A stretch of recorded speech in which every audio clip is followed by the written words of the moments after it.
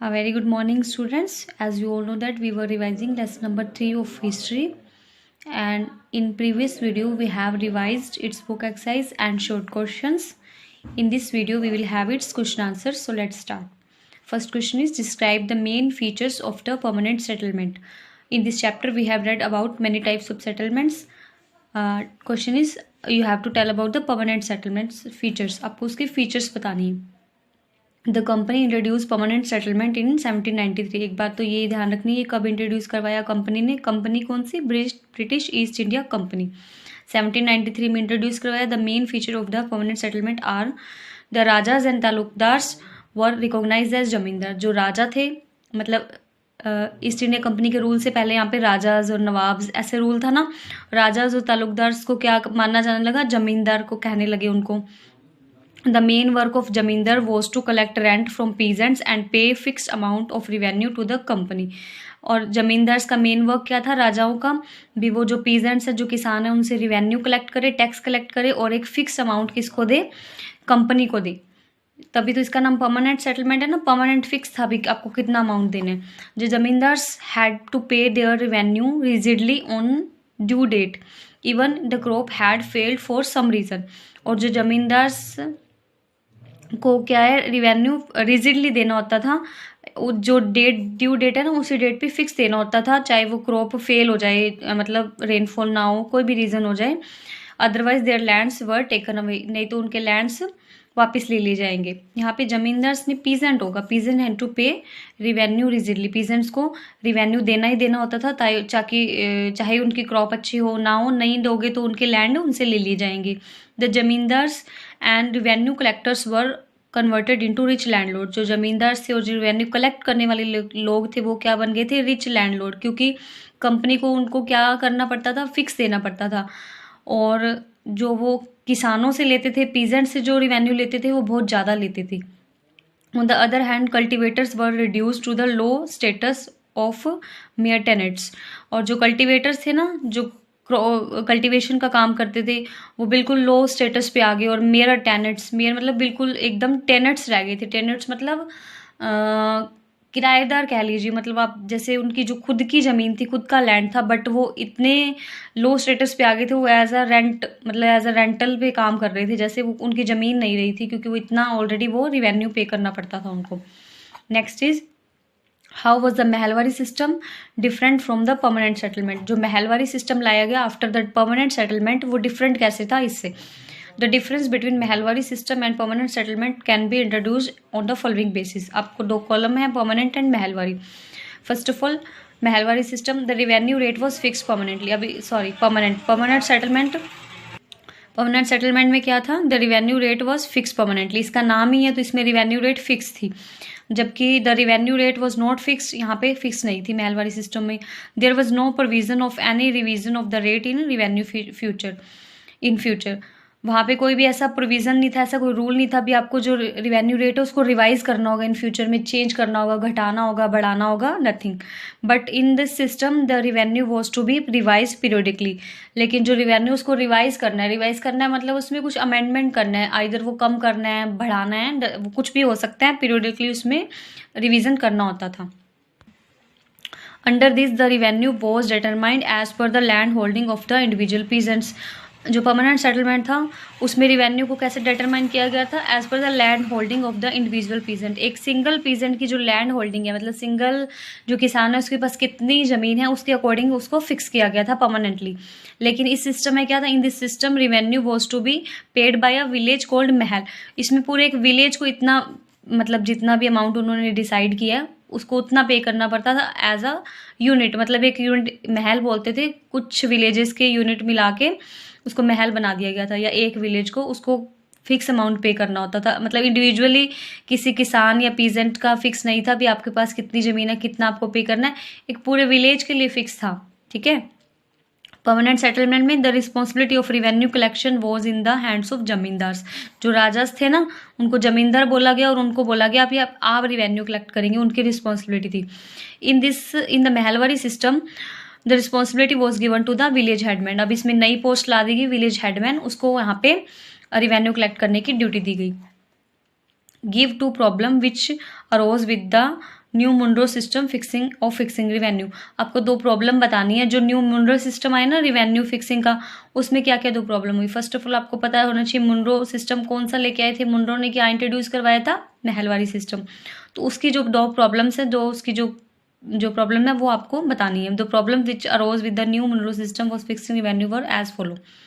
First is to increase the income from land revenue official fix to high a revenue demand. उन्होंने क्या किया, मतलब अपनी income को इंक्रीज करना था। अभी इस लैंड से हमें ज़्यादा इनकम चाहिए, उसके लिए उन्होंने क्या किया, जो रिवेन्यू ऑफिशियल्स थे, मतलब जो ऑफिसर्स थे, उन्होंने टू हाई रिवेन्यू मतलब कर दिया, फिक्स कर दिया डिमांड के अकॉर्डिंग। रियत मीन्स पीजेंट, रियत का मतलब होता है किसान। रियत वर अनेबल टू पे that they flat toward the cities.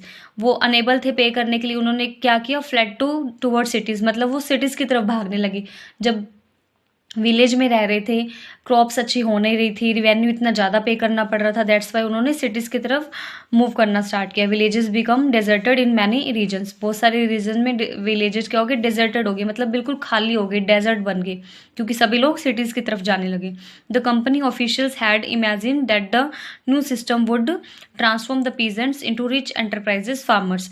जो कंपनी के ऑफिसर्स थे, उन्होंने ऐसा इमेजिन किया कि जो ये न्यू सिस्टम है ना, वो पीजेंट्स को किस में ट्रांसफर कर देगा, रिच एंटरप्राइजिंग फार्मर्स, बड़े एंटरप्राइजिंग फार्मर में कन्वर्ट कर देगा। But this did not happen, लेकिन ये नहीं हुआ। तो ये प्रॉब्लम थी मुंड्रो सिस्टम के साथ। Next is what were ryots reluctant to grow Indigo.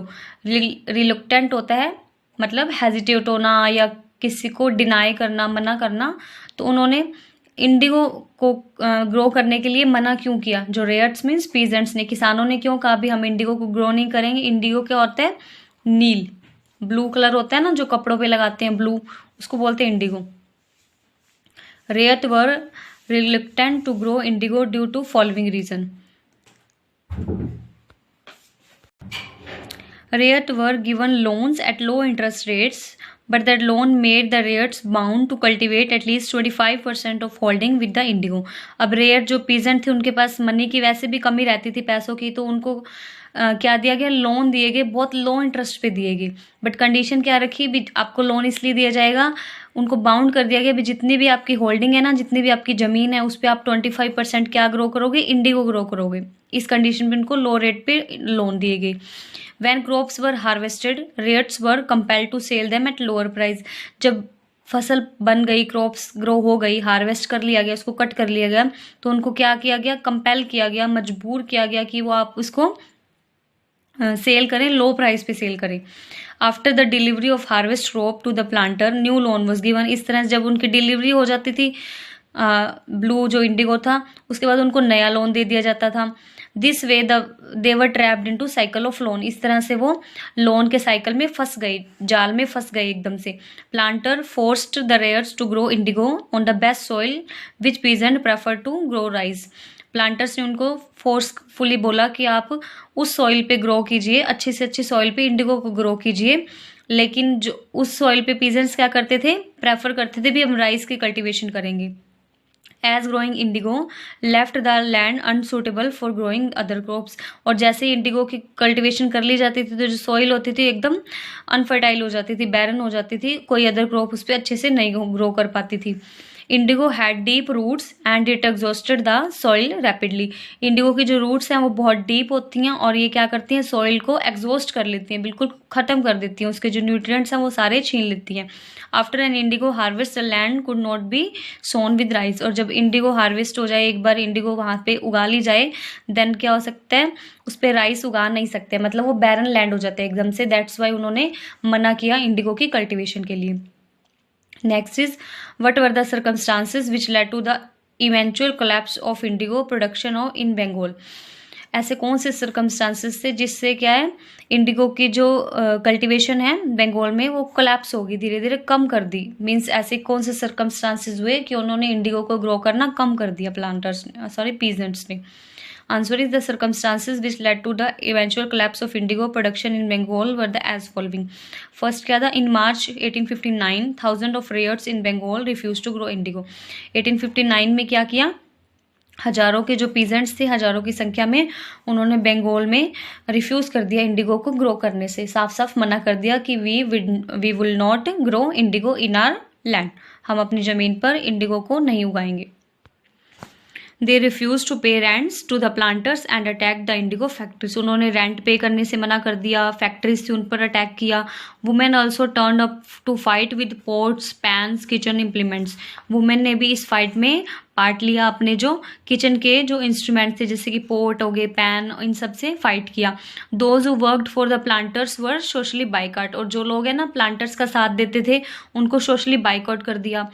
Riots swore that they would no longer take advance to grow indigo, रेयट ने स्वेयर किया, मतलब कसम खाई कि वो अब के बाद से कभी भी एडवांस नहीं लेंगे इंडिगो को ग्रो करने के लिए, भले आप कितनी भी लो इंटरेस्ट पे लोन लो, वो नहीं लेंगे। The Indigo Riots felt that they had the support of the local zamindars and village headmen in their rebellion against the planters, और इंडिगो जो peasant थे उनको लगा भी जो जमींदार हैं, लोकल हेडमैन हैं, वो उनके साथ हैं against the British. After the revolt of 1857, the British government was worried about the possibility of another popular rebellion. जो 1857 का जो रिवोल्ट हुआ, ब्रिटिश गवर्नमेंट को इस बात की चिंता हुई कि अब पॉसिबली एक अनदर पॉपुलर रेबेलियन आने वाला है, क्योंकि इन लोगों ने बहुत अच्छे से रिवोल्ट किया कि हम इंडिगो को ग्रो नहीं करेंगे, तो उन्होंने ऐसा सोचा। Next question is find out more about the Champaran movement and Mahatma Gandhi role in it.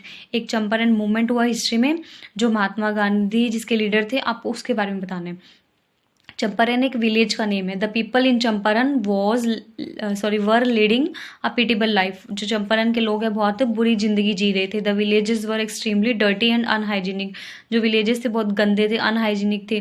They were living in extreme poverty, बहुत ज़्यादा गरीबी में रह रहे थे। The British landlords levied an oppressive tax on the farmers while they were facing a terrible famine, जो British landlord थे वो बहुत ज़्यादा सा टैक्स लेते थे फार्मर्स थे, और जबकि वो जो लोग हैं फार्मर है वो फेमाइन फेस कर रहे थे, मतलब अकाल फेस कर रहे थे, वहाँ पे बहुत ज़्यादा प्रॉब्लम आ गई थी। द सिचुएशन वॉज डेस्परेट, और सिचुएशन बहुत ज़्यादा डेस्परेट हो गई थी, मतलब एक तरफ तो क्रॉप नहीं हो रही, रेनफॉल नहीं हो रहा, अकाल पड़ा हुआ है, दूसरी तरफ लैंडलॉर्ड्स क्या बहुत ज़्यादा टैक्स ले रहे हैं। In the situation local farmer Rajkumar Shukla invited Gandhi ji to Champaran and gave him an account of the atrocities of the landlords and suffering of the people.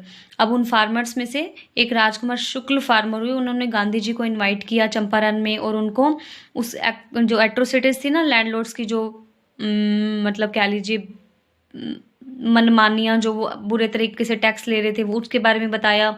लोगों की जो सफरिंग है, लोगों के दुख है, उनके बारे में बताया। With the help of many leaders like Braj Kishore Prasad, Anurag Narayan Singh, Rajendra Prasad, Jawaharlal Nehru and many others, he fought against the atrocities of the indigo landlords. इन सब के साथ मिलकर उन्होंने इंडिगो लैंडलॉर्ड्स के अगेंस्ट फाइट किया। It was the first satyagraha he ever stage in India. अब गांधी जी का ये सबसे फर्स्ट सत्याग्रह था जो उन्होंने इंडिया में स्टेज किया, मतलब इंडिया ने लीड किया इंडिया के अंदर आके। He was arrested and order to leave the province, उनको अरेस्ट कर लिया गया और उनको वो प्रोविंस मतलब वो जगह, वो राज्य छोड़ने का फैसला दिया गया। Thousands of people protested against his arrest, और बहुत हजारों लोग उन्होंने उन जो अरेस्ट किया उसके अगेंस्ट प्रोटेस्ट किया। They demand for the release of Gandhi ji from the court, उन्होंने डिमांड की भी गांधी जी को रिलीज कर दिया जाए, जेल से छोड़ दिया जाए। Under the leadership of Gandhi ji people organise a strike against the landlords, Gandhi ji की लीडरशिप में उन्होंने एक स्ट्राइक की है ना, एक हड़ताल की। The British government pressurise the landlord to sign an agreement guaranteed more compensation and control over farming to the farmers. British government ने प्रेशराइज किया लैंडलॉर्ड्स को भी, आप एक अग्रीमेंट साइन कीजिए जिसमें आप ज़्यादा से ज़्यादा उनको छूट दीजिए, फार्मर कंट्रोल कम कीजिए, है ना। Also they had to cancel the revenue hike, और जो उन्होंने रिवेन्यू में हाइक किया ना, जो रिवेन्यू बढ़ाया उसको भी कम कर दिया, मतलब कैंसिल कर दिया उस हाइक को। The poor farmer finally stood victorious, मतलब जो गरीब फार्मर थे फाइनली क्या हुआ, उनको विक्ट्री मिली, विक्टोरियस बन गए, विजेता बन गए।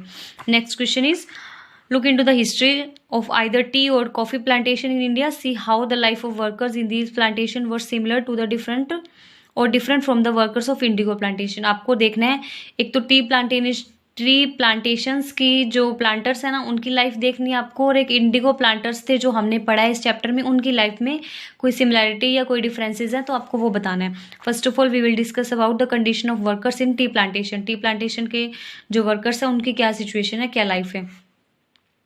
The workers in tea plantation were oppressed. The tea planters used to wasteland to make more profit. जो टी प्लांटर्स थे वो क्या करते थे, जो लेबरर्स होते थे उनको वेस्टलैंड देते थे भी, आपको इस पे टी प्लांट करना है जिससे कि ज़्यादा प्रॉफिट आए। To develop plantation on such land, और उस तरह के लैंड पे ज़्यादा डेवलपमेंट करने के लिए worker had to labour hard, उनको हार्ड लेबर करना पड़ता था। But they were given low wages, और उनकी जो वेजेस थे, जो सैलरीज थी वो बहुत लो थी। The planters employed the local and outside labourers under a contract. The planter क्या करते थे, लोकल और आउटसाइड दोनों जगह से लेबरर्स को लेते थे, एज अ कॉन्ट्रैक्ट उनसे साइन करवाते थे। This system was known as indentured labour system, उनको क्या बोलते थे, इंडेंटर्ड लेबर सिस्टम। इसके टू काइंड थे, एक तो सरदारी and अरकती।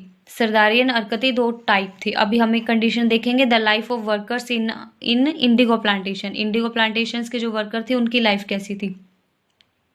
The life of labourers in tea plantation was not different than that in indigo plantation, मतलब कोई डिफरेंस नहीं था, चाहे वो इंडिगो प्लांटेशन के वर्कर हो चाहे वो टी प्लांटेशन के। Both were exploited heavily in the same way, दोनों को क्या एक्सप्लॉइट किया जाता था, एक्सप्लॉइट माने कि मिसयूज किया जाता था बहुत ज़्यादा। The owners made great profit while the labours got almost nothing. Owners ज़्यादा से ज़्यादा प्रॉफिट पा लेते थे, वाइल जो लेबर्स हैं, जो काम करने वाली मजदूर हैं, उनको कुछ भी नहीं मिलता था। There were only one difference that there was contract with tea planters. सिर्फ एक ही डिफरेंस था कि टी प्लांटर्स के साथ तो वो क्या करते थे, कॉन्ट्रैक्ट करते थे, मतलब आज के टाइम पे।